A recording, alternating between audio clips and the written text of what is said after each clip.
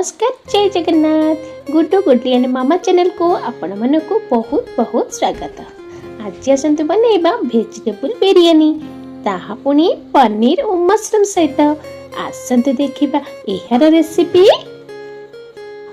बिरयानी पई आवश्यक बिरयानी चावल, पनीर, फूलकोबी, बीन्स, मशरूम, ग्रीन मटर, कैप्सिकम, गाजर, स्वीट कॉर्न, बीट, धनिया पत्र, तेजपत्र, गोटा गरम मसला सबू, चीनी, तापर हैला बिरयानी मसला, कंचा लंका, बॉईल करथिबा सोयाबीन, सोरिष तेल, काजू, किशमिश, जीरा चूना, धनिया चूना, हल्दी चूना, लंका पाउडर और आवश्यक लुण, पुदीना पत्र, कटा जाइथिबा पियाज।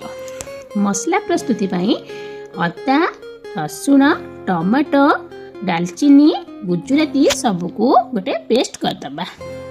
कड़ाई बसैबा, काजू किशमिश की भल से टिके फ्राए करदबा। देखंतु काजू किशमिश लाल हो गलानी, ताको काढ़ी सेतिरे फूलकोबी पके ताको टिके मध्य फ्राए करदबा। फूलकोबी लाल लाल हो गले ताको हमें काढ़ी दबा। फूलकोबी मोर लाल हो गलानी, ताको काढ़ी देली। गाजर और बीन छुई को ताको टिके अल्प हल्का भाजी दबा। गाजर हो गला परे ग्रीन मटर और कैप्सिकम ताको मध्य टिके हल्का भाजी दबा। देखंतु मोर सुंदर भाव रे गलानी। बीट के मध्य आउ टिके भाजी देली, बहुत सुंदर देखा जाउची देखुचंती। तापरे मशरूम को टिके भाजी देबा। मशरूम को भाजिला बेले देखिबे बहुत पानी बाहरिबो। तापरे लूण हल्दी पकई मशरूम को टिके सुंदर भाव में भाजी देइची। मशरूम वर्तमान मोर हे गलानी, ताको काढी देली। कड़ाई रे टिके तेल रे आलू और सोयाबीन, अल्प किछि आलू और सेतिरे सोयाबीन की किछि ताको टिके मध्य हल्का भाबरे भाजी देबा। देखंतु सोयाबीन आलू मोर हे गलानी, ताको काढी देबा। तापरे टिके स्वीट कॉर्न हल्का हल्का भाबरे स्वीट कॉर्न को टिके मध्य भाजी देबा।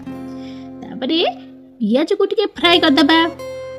देखंतु मु पियाज को पकई देछि, सेतिरे टिके लूण पकई देई हमें पियाज को लाल लाल करी फ्राई कर देबा। वर्तमान पियाज मोर देखुचंती हे गलानी, ताकू मु काढी देबी।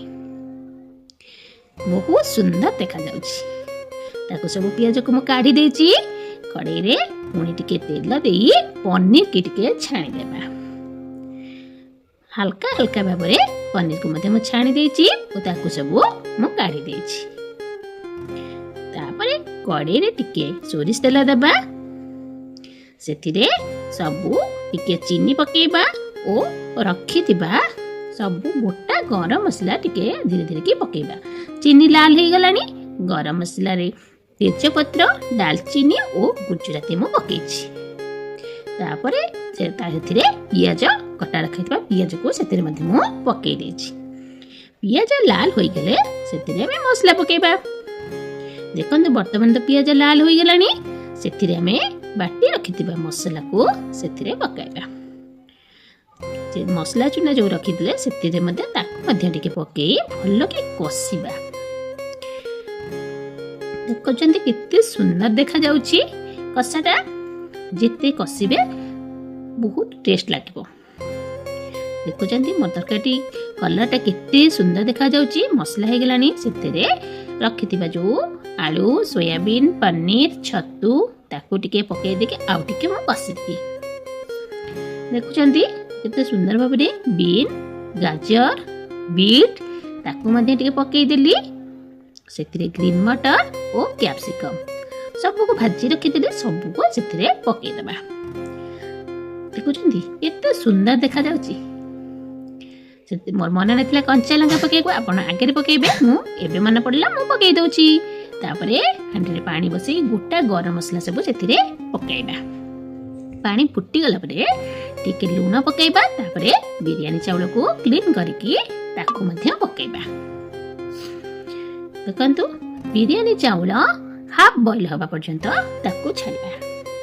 देखंतु बिरयानी चावल मोर हाफ बॉईल हे गलानी, ताको मध्ये मु छाणी देबी। चावल को छाणी देई सुंदर भाबरे हमर अधा बिरयानी भात प्रस्तुत कर देबा। वर्तमान भात हो गलानी, मु भात को मध्ये छाणी के रखी देछि। मसला सेपटे भी प्रस्तुत हो गलानी। गोटे जगार टिके घी देबा और मसला को सब सेथिरे पकेइ देबा।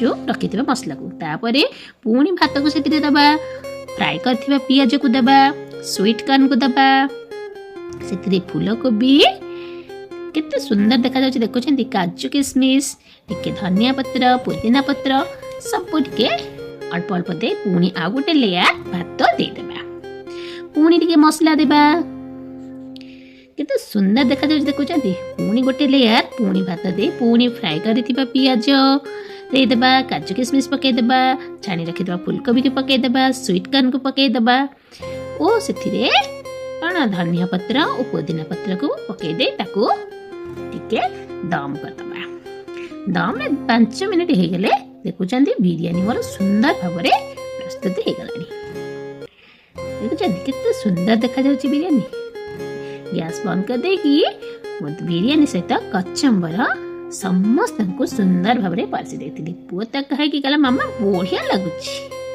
बों को मध्य खाइबा को दे देती पाली पड़गला मोर एमती भाव बिरयानी प्रस्तुत करंतु निजे खाइबा सहित परिवार समस्त को कहतु बिरयानी रेसिपी भल लगिले आपण माने लाइक शेयर कमेंट सब्सक्राइब निहाती करदेबे रहिली नमस्कार जय जगन्नाथ।